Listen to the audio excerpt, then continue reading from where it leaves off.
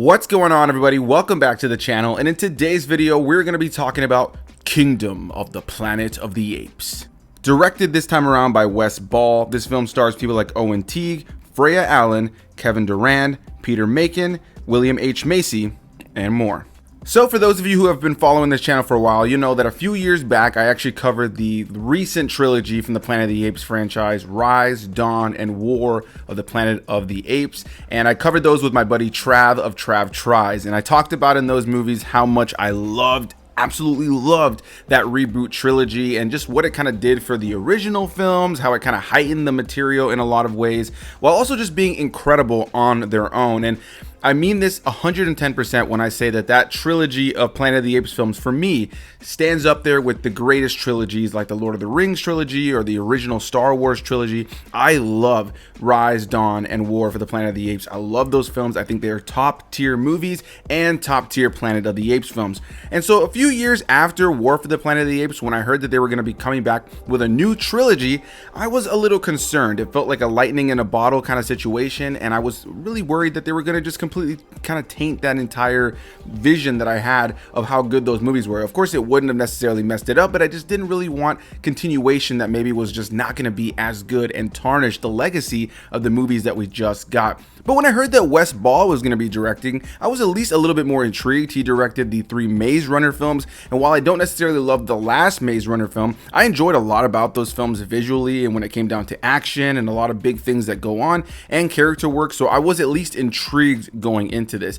And so the trailers actually, while they do show a lot of cool stuff and they do show a lot of key moments in the movie, actually does a pretty good job of not really giving too much of the story that's at play here. So I'm going to be pretty vague since the movie hasn't come out yet. I got to check it out just a little bit early via an early IMAX screening, which was awesome to see it in IMAX. I got to see it with my buddy Rashad of Rashad G Reviews, which is always a pleasure to be able to check out a movie with him. And I'm going to start this off by saying that I loved the movie. While I don't necessarily think that this film soars at the same height as the previous 3 that I just mentioned, I do think it's a fantastic start to this new trilogy and just had me locked in. The movie clocks in at about 2.5 hours, and I quite frankly never found myself bored while watching the film. While there's a couple of moments where I felt its length in small moments, I genuinely found those to be minor moments, with majority of this film being incredibly enticing and entertaining to watch. I was glued to the screen. There's tons of fun action. There's a big blockbuster popcorn film put in front of you with really great special effects and a really enticing and interesting story. And as you come to expect with the Planet of the Apes franchise, there's plenty of themes that have to do with human nature and its want and need to control over nature. And so that's definitely something that I think that the franchise has always done so well, and this film is no different. This movie opens up and gives us a quick little brief synopsis on who Caesar was and his role for the apes. Of course, we've transitioned to a world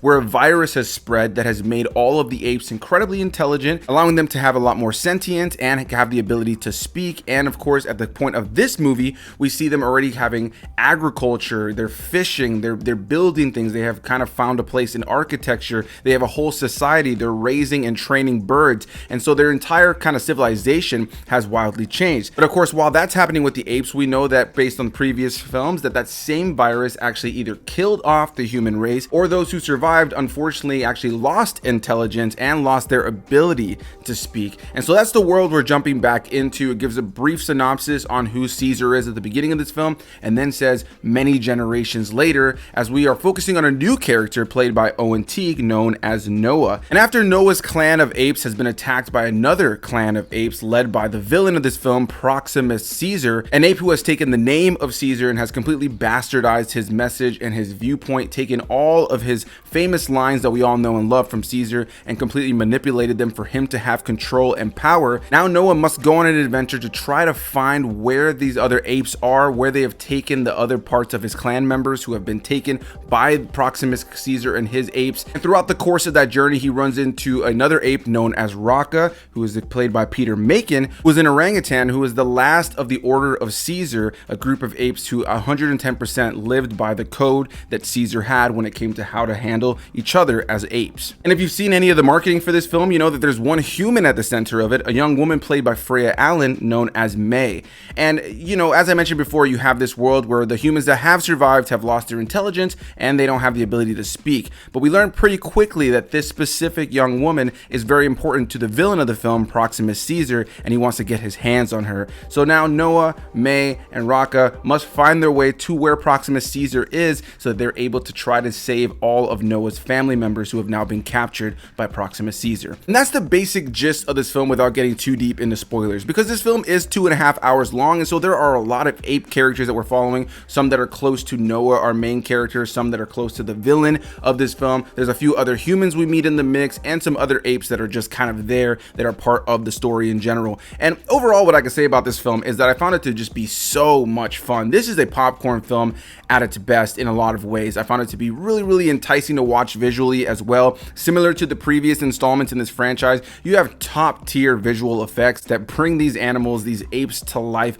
in such a photorealistic way. And while there are a couple of moments where they do look like CGI, for the most part they blend seamlessly alongside human characters and actual physical locations that they filmed on, and even everything else that you can tell was added with CGI and just digitally added in terms of the world. Honestly, all looks so good. That's something I've always praised this franchise for. When you go back to Rise of the Planet of the Apes, I think that that's easily where the animation was the weakest, but that came out pretty early on in the franchise in comparison to where we are now. But by the time we got to Dawn and War for the Planet of the Apes, I mean, the CGI just got to another level. And I still think War for the Planet of the Apes maybe has the best CGI I've seen in any movie of all time, but Kingdom of the Planet of the Apes definitely has some pretty phenomenal CGI as well, with there being so many sequences with these apes where they just look so photorealistic. And again, I think where it really shines is when you get to see them alongside human characters who were caught in camera, where they look seamlessly right next to that actor. And I just thought all that looked fantastic. The look, the feel, the vibe of this film is incredible. You also have a fantastic musical score that borrows musical elements and themes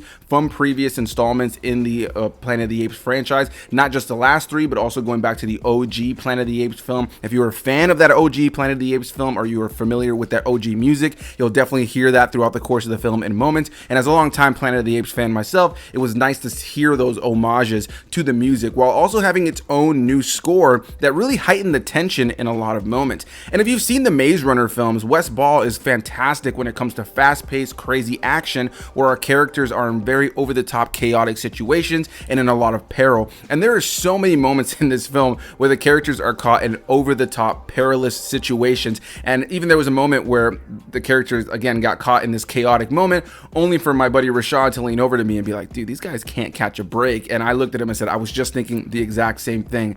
On one hand, I could see how some people might think, damn, these people just are going through the ringer the whole movie. But on another hand, it kept things fun, engaging, and exciting. While I don't think that this film necessarily meets the same height narratively as previous installments, or specifically those last three, I do think when it comes down to the entertainment factor and the action and the overall visuals, it definitely has plenty that it delivers on. If I had to lean into any gripes that I had in this film, as I mentioned a little bit before, there are a couple of moments here and there, and this is a pretty minor gripe, where you do feel the length of the film, but again, that's pretty minor. Outside of that, Freya Allan, I did enjoy her in this film. I enjoyed the role that she played, specifically when it comes down to that disconnect between humans and apes, and I enjoyed more what they did with her later on. I think they tee her up to be a really interesting character as we move into the next installment. As I mentioned before, this is meant to be a new trilogy, so in a lot of ways, while this film does have its own finality, it does very much leave things open-ended for what's to come in the next films. There is no post-credit scene as well, I should mention that. But yeah, Freya Allan's character was one that I enjoyed a lot of the sequences with her, but there was an element about her that felt just ever so slightly underdeveloped, and her initial kind of introduction into the story and her kind of becoming an integral part of the characters that we're following did feel a bit rushed. There was a part of it that I kind of felt like they just kind of threw Freya Allan in there. Once she got going with her characters and she's alongside the apes, things got more interesting with her, but there was a segment right at the very beginning of her being kind of put into the story that did just kind of feel like she was like just kind of thrown in there, and a little bit more of an afterthought in terms of how to actually introduce her character properly. She just became important but didn't really feel all that important initially. Outside of that, a character I was really excited to see in this film was the villain played by Kevin Durand, Proximus Caesar. And like I mentioned, he's taken the name of Caesar, he's using the various things that Caesar would say, like apes together strong, and using that to kind of put a power move, or so to speak, over the other apes that he's controlling, and he's kind of manipulated the entire like feel of what Caesar was all about. He's completely bastardized his entire methodology and his entire ideology as a whole.